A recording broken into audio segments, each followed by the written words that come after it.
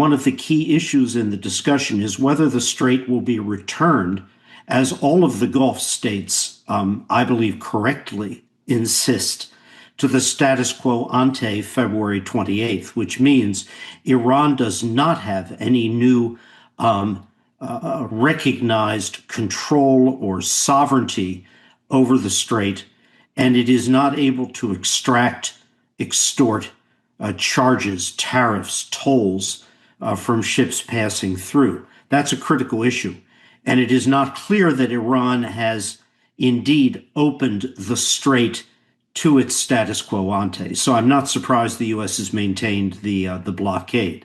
This still needs to be resolved. But let's look at what's been said, at least reported to be on the U.S. side, which is discussion of the release, unfreezing of Iranian assets. Different totals attached to that. $6 billion, that's the Qatari held revenues. An additional sum of money, which would include monies owed by Iraq to Iran, payments for electricity wheeled from Iran into Iraq. Altogether, it totals about $21 billion. That this issue is under discussion is quite interesting, because clearly Iran has major, profound existential economic needs.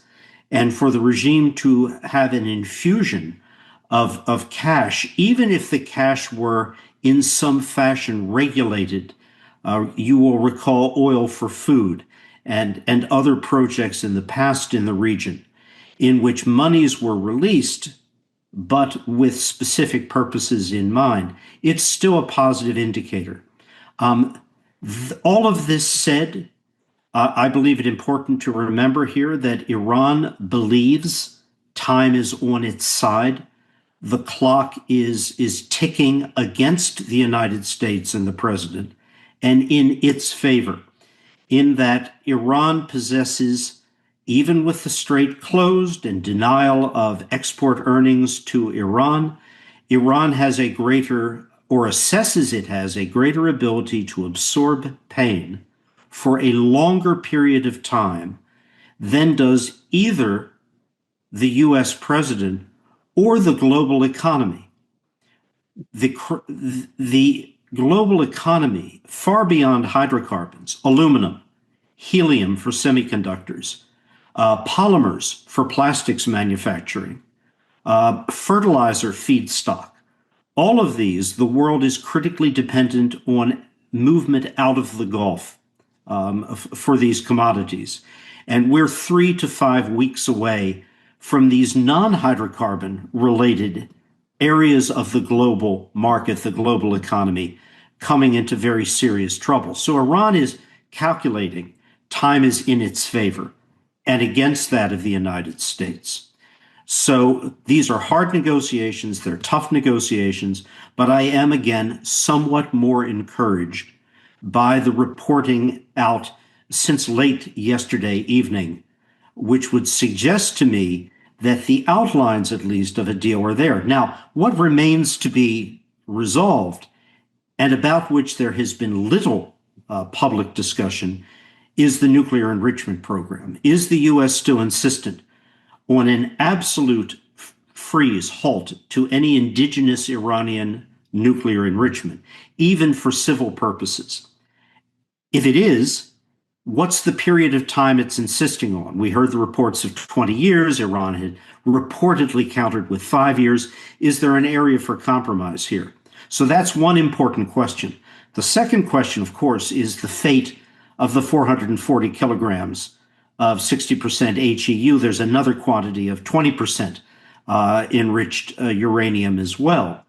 Is Iran willing to commit to the removal under IAEA supervision or directly by the IAEA of those enriched uranium quantities for dilution back down to civil nuclear levels, about 2.6 to 3.5, and potentially held in reserve for Iran?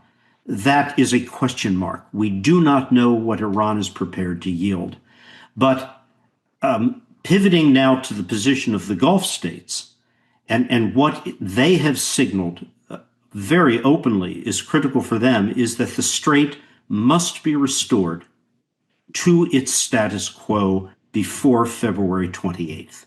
It would be an extraordinarily negative development for every country in the Gulf, for the global economy, were Iran to extract from the U.S. any concession on control of, authority over, ability to extract money for the strait and passage through the strait. That's absolutely critical. But if we pull the lens back from all of what we have just been discussing to the question, what is the meta, the overall picture right now? It is not a positive one. Iran has demonstrated two things which were previously the subject of debate, analysis, but not certainty. It has shown it has the ability and willingness to strike at Gulf infrastructure, both civil and hydrocarbons industry related, and that all of the efforts of the United States in terms of augmenting aerial defense could not prevent Iran from achieving the ability not just to threaten, but to actually harm that infrastructure. That Iran's capabilities, even with the U.S. directly involved on the sea, on land, and in the air, could not stop it.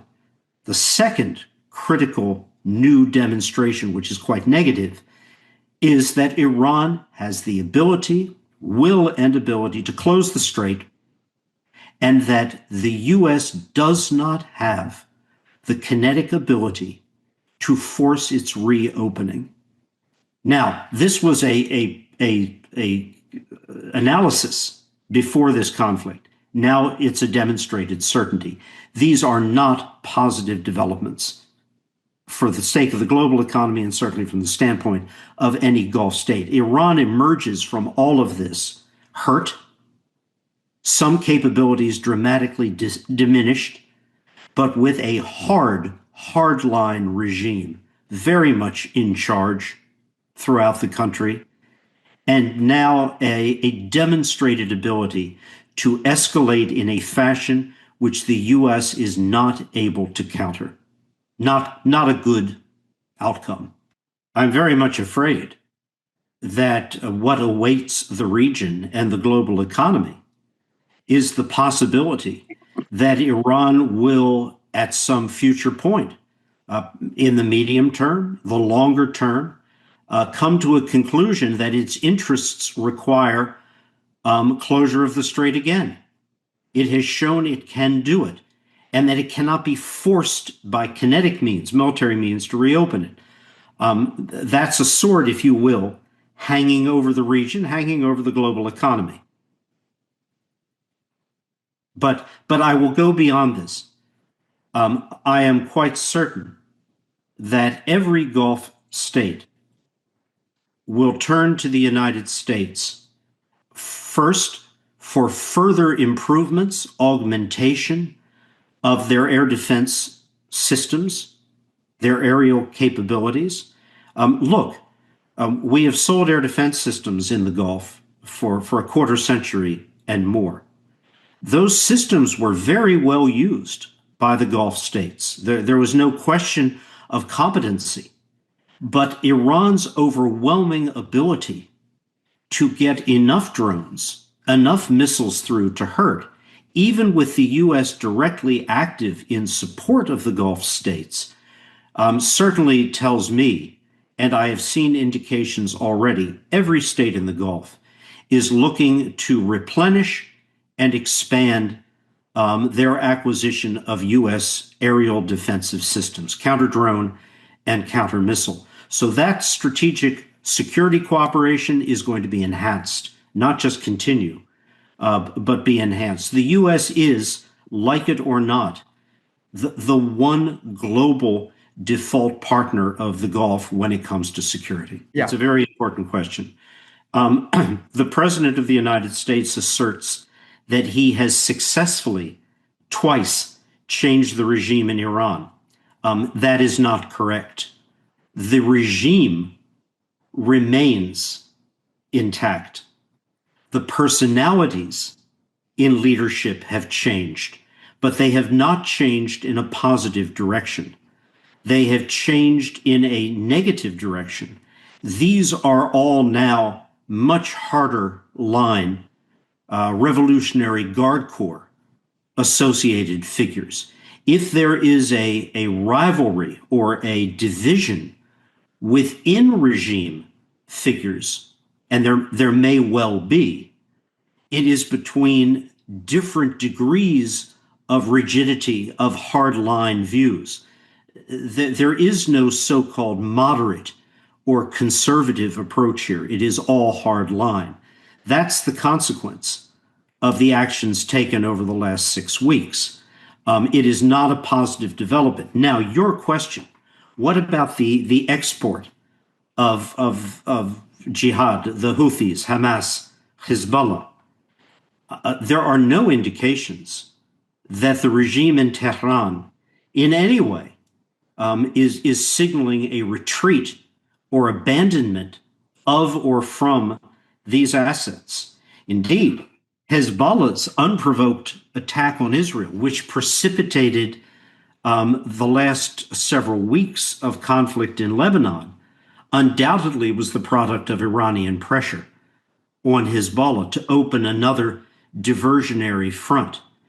I see no sign here that unless Iran internally comes to the conclusion that it does not have the physical or financial ability to continue to support, from an ideological standpoint, that support will certainly continue.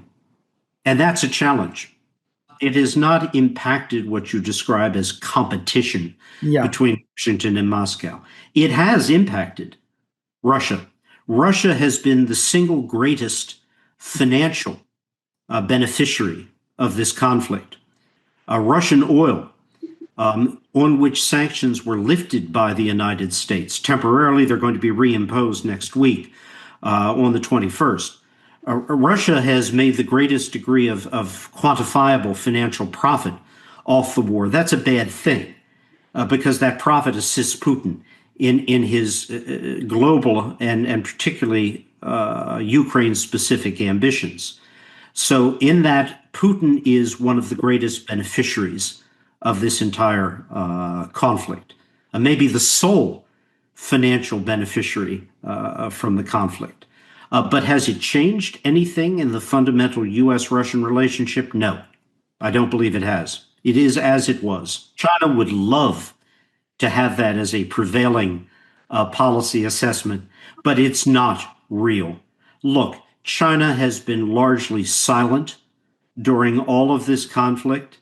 China does not have the assets to bring to bear that the U.S. does to help protect the Gulf against Iran. At the end of the day, China cannot negotiate over nuclear or any other issues with Tehran. Only the U.S. can do that. For good or bad, only the U.S. can do that. China wishes to position itself to take advantage of whatever happens at the end of this conflict. But China's real interests here have more to do with bringing the conflict or seeing the conflict come to a close so that the oil supply from Iran, 80% of Iranian oil exports go to China. That's their primary interest. It's not really a strategic one. It's an immediate energy-related one. So no, I don't think China either suffers or benefits from this conflict in a strategic sense. I long ago stopped making such predictions. One would hope that there are no further conflicts like this, but the character of the Iranian regime, as you have said correctly, remains unchanged. This is a regime with ambitions that are hegemonistic in character, directed towards the region and beyond.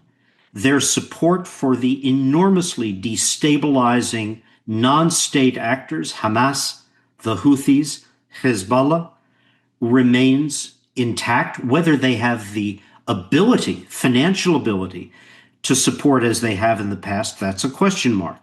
But their will to do so, their ideological drive to do so remains. That is a source, unfortunately, that argues for further instability and conflict, not reduced.